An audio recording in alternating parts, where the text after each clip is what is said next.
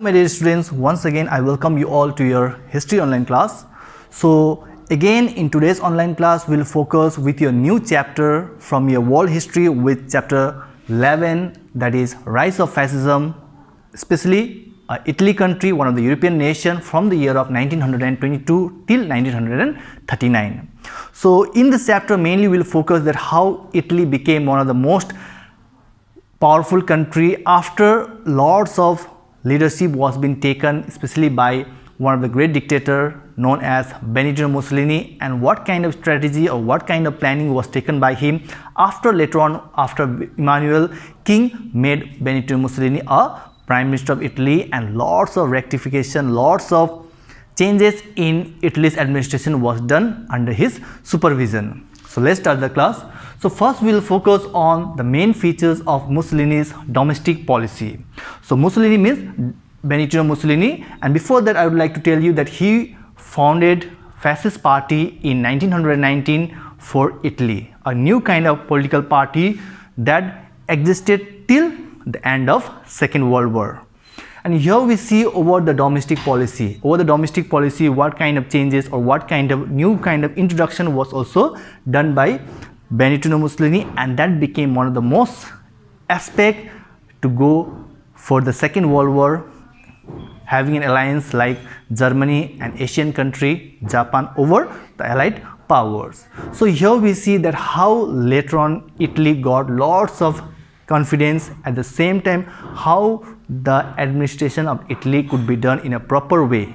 Why this was done? Because the year of 1915, when the First World War started from 1914 to 1918, 1915, a year later of the First World War, Great Britain had signed a secret treaty of London telling that Italy will be provided lots of areas like Dalmatia, Terency and Trentino after the end of First World War, but they have to remain neutral, not to help Germany and many other European nations during the First World War, as they did, as it was written in the Secret Treaty of London. But later on, after the end of First World War, no such kind of promises were being fulfilled by Great Britain. So in that anger, in that taking as a revenge, so administration was made very strong, very powerful, and gained lot of confidence. And even we see that balance the national budget. So how to balance the national budget? So that plays a very important role in order to make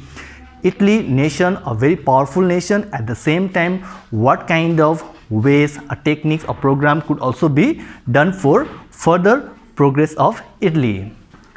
Even under the leadership of Mussolini, we see that adjusting between a good relation between the labor class and the capitalist class. So that also he was able to manage, so that good relation that should exist in Italy.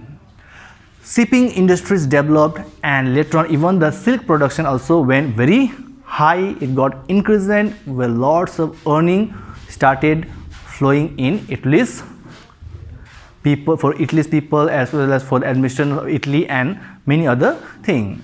So next we'll focus on the topic, that is main objective. So what was exactly the main objective of Benito Mussolini in order to make Italy a very self-sufficient nation? So that we see that Italy a self-sufficient nation. In order to make this, he took lots of programs like draining of irrigation, planting of forests, how to give more preferences or importance to agriculture sector, a kind of loaning, even the credits should be given to the farmer as well as peasants. So this kind of strategy was used by Mussolini in order to make Italy a very self-sufficient nation.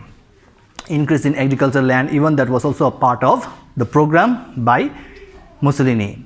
Next we focus on the first policy. So first policy that Mussolini implemented was Italy as supreme state. So how to make Italy a supreme state? For that, lots of changes, lots of rectification, how they got betrayal by Great Britain after the signing of London Treaty of 1915, and then destroy all the opposition party that exists in Italy.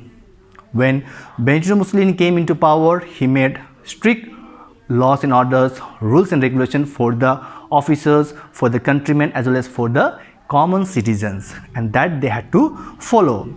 and change in the local government. Whatever was the local government, like even in India we have got local self-government, rural, village area, urban, cities and towns. So similarly a kind of changes was done by Benito Mussolini. Next topic will focus that is known as critical appraisal of Mussolini's policy.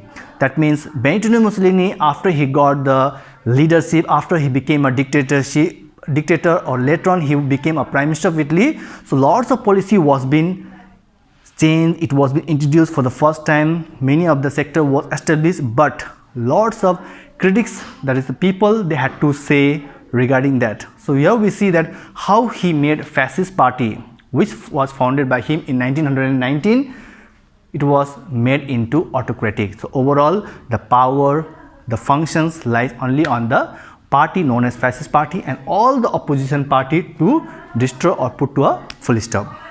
Next, there was a Lateran Treaty which was signed in 1929, and through this Lateran Treaty even the Pope, the head of the Roman Catholic, it was been announced that Rome will be recognized as the capital of Italy and the state religion will be Roman Catholic. So after that it was been declared officially for all the citizens of Italy, then Pope also was given a kind of compensation so that he would be in charge of the Roman Catholic, at the same time how to spread the religion in utmost huge number.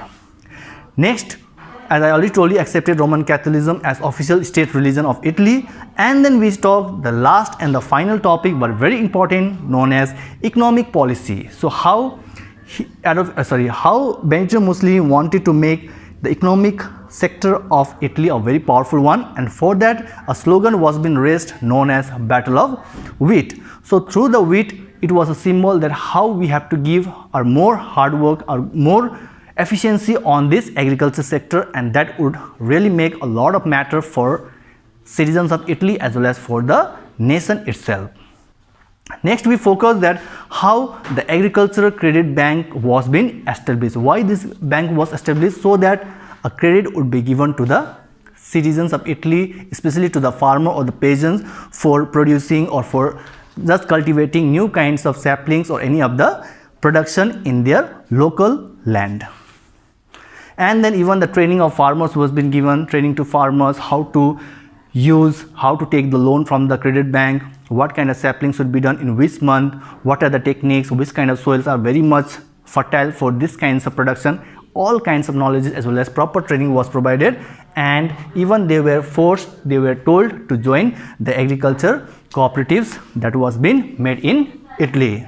And the last, that is known as dependent. So how Italy became a dependent nation for all this production like cotton, oil, railway as well as iron and coal from the foreign, that is from the abroad nations, and for that, till that Italy in some matter they could not be a very industrialized nation, but yes, they tried to become a powerful nation, and for that they were involved in the Second World War, joining hands with Rome, Tokyo, Berlin Axis 1937 with Japan as well as with Germany.